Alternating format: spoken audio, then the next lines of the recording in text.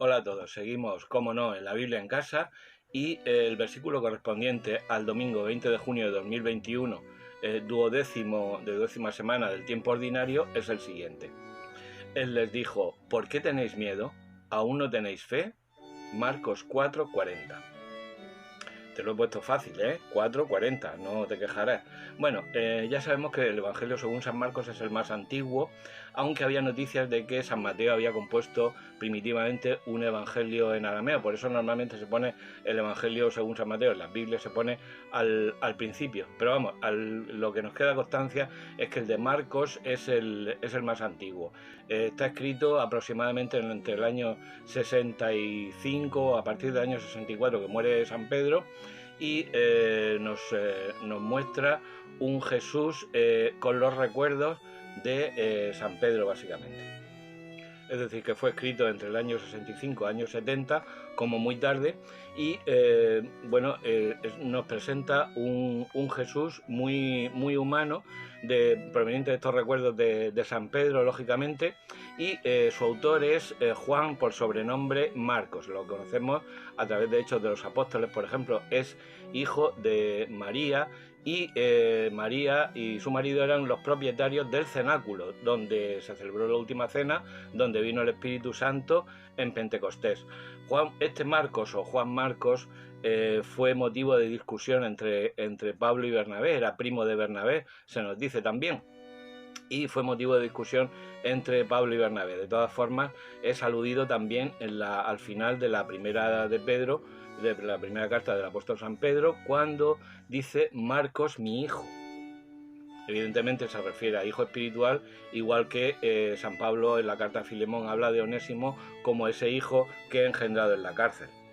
Todo esto me da pie a recordaros, si no lo sabéis, una cosa. Para determinar los libros que forman lo que hoy conocemos como Nuevo Testamento, la Iglesia siguió tres criterios principales, sobre todo en el caso de los evangelios. El primero, que fueran de una tradición apostólica. En este caso, el Evangelio según San Marcos viene de San Pedro.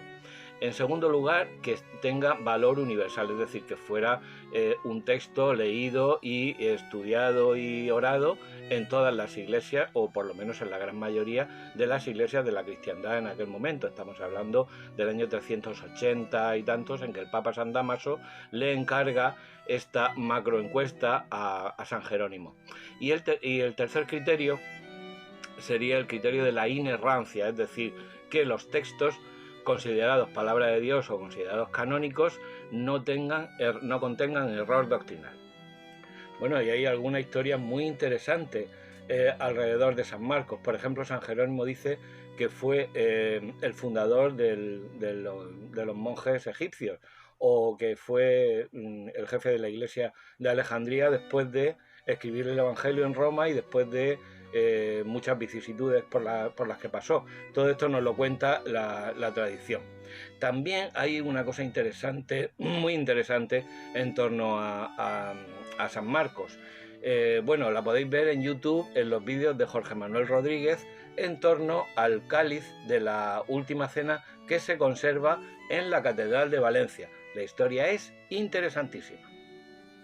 Bien, pasando al versículo que nos ocupa, marca el final de una serie de parábolas y el comienzo de una serie de milagros. El primero, naturalmente, de la tempestad calmada. El versículo en concreto relaciona la falta de temor con la fe. Los milagros siguientes a este episodio de la tempestad calmada, que son muy conocidos, son el endemoniado de Gerasa, la curación de la hija de Jairo, la curación de la hemorroísa. Va a tener mucha importancia la fe, es decir, tu fe te ha salvado, solo hasta que tengas fe, etc. El Señor va a hacer mucho hincapié en la cuestión de la fe. El mar, como todos sabemos, significa las tinieblas, la oscuridad, el pecado, el mal, en definitiva, ¿no? En el capítulo 6 también lo veremos de nuevo a Jesús en el Evangelio según San Marcos, pues caminando sobre el mar. Este pasaje de la tempestad calmada está recogido también en Mateo y en Lucas, en concreto tanto en uno como en otro en el capítulo 8, y esto me da pie para abordar la cuestión sinóptica. Resulta que, según las últimas teorías y de todas las investigaciones que se han hecho en torno a los evangelios, parece ser que, siendo el Evangelio según San Marcos el más antiguo, tanto el Evangelio según San Mateo como el de San Lucas lo que hacen es recoger el material de San Marcos y luego tienen a su vez fuentes independientes, fuentes propias, y también una fuente que se ha llamado fuente Q, que Q viene de Quelle en alemán, que significa fuente precisamente, que sería una colección en arameo de dichos y hechos de Jesús. Esto explica por qué en los tres sinópticos, es decir, Mateo, Marcos y Lucas, hay material común, que es el de Marcos, luego otro material común a Mateo y Lucas, y que sería esta fuente de Q, y luego material independiente. Por ejemplo, en San Lucas todo lo relativo a la Virgen es investigación, parece ser a todas luces, investigación suya, propia y personal. Todo esto también lo puedes ver si tienes una buena edición de la Biblia, por ejemplo, en la Biblia de Jerusalén, o etcétera, pues en los prólogos de los evangelios, etcétera, y en el prólogo al Nuevo Testamento, pues se abordan todas estas cuestiones con profundidad. Bueno, y en torno a este versículo, Marcos 4:40, ya digo, te lo he puesto muy fácil para memorizarlo. Pues lo que yo quiero proponeros para esta semana es, aparte de leer algo de León Dufour y demás, pues dos documentos, uno de Juan Pablo, un fragmento de uno de Juan Pablo II y otro del Papa Francisco durante el confinamiento, pues que están muy bien y que iluminan muchísimo sobre este pasaje y sobre este versículo en concreto.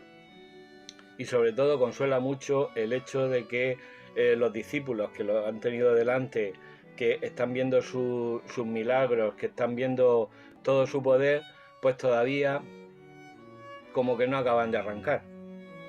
Y nos demuestra que la fe no es algo que consigamos nosotros con nuestras propias fuerzas, aunque lo tengamos delante, sino que es un don que hay que pedir constantemente, y que solamente el Espíritu Santo nos puede dar. Así que, ya sabes, adelante con la Biblia.